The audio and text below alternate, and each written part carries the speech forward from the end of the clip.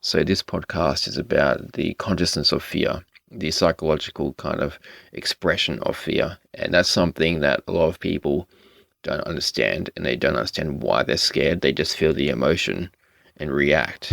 And that's probably the worst thing you can do. The thing is that, in my experience, I always like to say experiences so people can relate to you. People can say that, this guy's experienced it, which I have many, many, many times. And not just I read this from somewhere. I actually figured this out myself. I took the concept and I'm putting it out there right now. This is my experience and how I've seen it in other people and the way fear does work. And what I experienced is that fear itself, the consciousness of fear, isn't about just physically feeling it in your body, which is what most people focus on.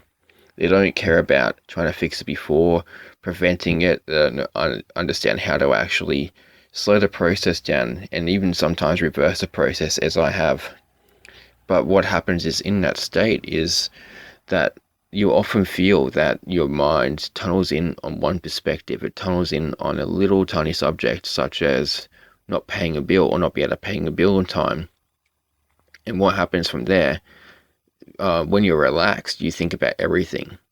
But in this perspective, what happens is that you become so focused is that it expands into something bigger, and then you feel that fear replicate and over and over and over. But what you want to do is understand first the concept of relaxation. And even though most people will kind of say, yeah, I know what this is, and don't nod their heads, they don't truly understand what relaxation is. And they don't understand the beginnings, the reasons why you have fear also. So, if you could think of a concept such as a snow globe, I always use this concept because, to me, for a Western mind, it's hard to relate to a different subject such as anxiety.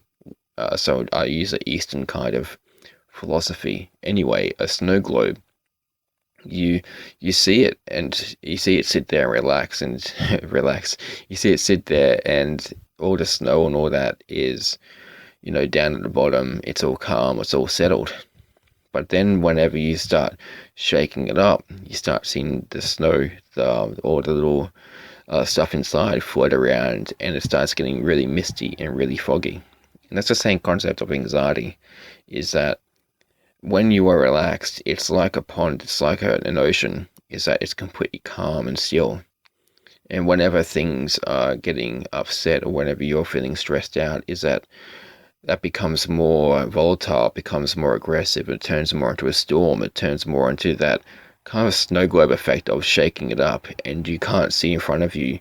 Your focus is everywhere, your thoughts are scattered, or they become so fearful they focus in on one thing, the kind of reverse polar opposite effect.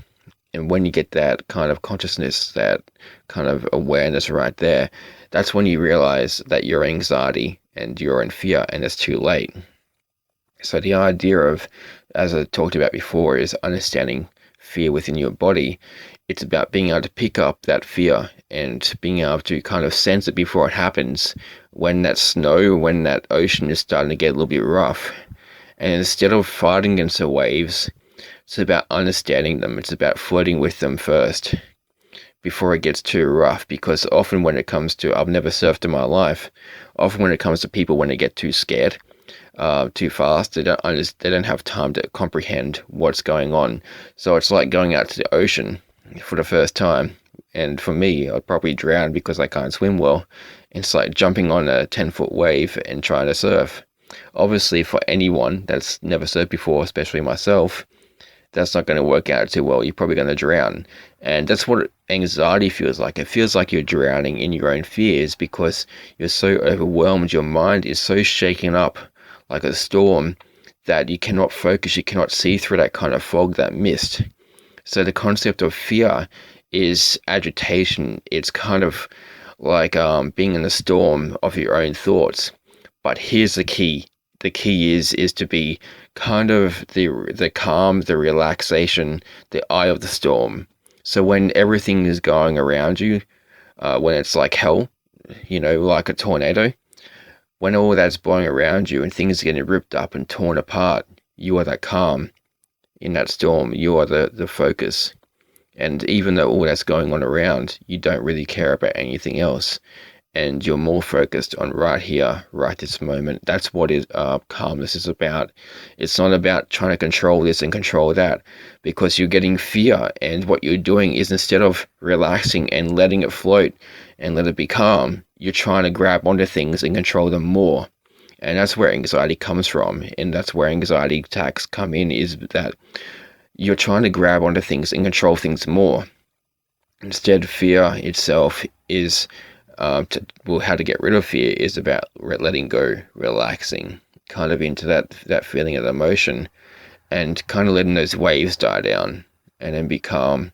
And even though on a practical level this might sound, somewhat simple, emotionally it's so much more harder.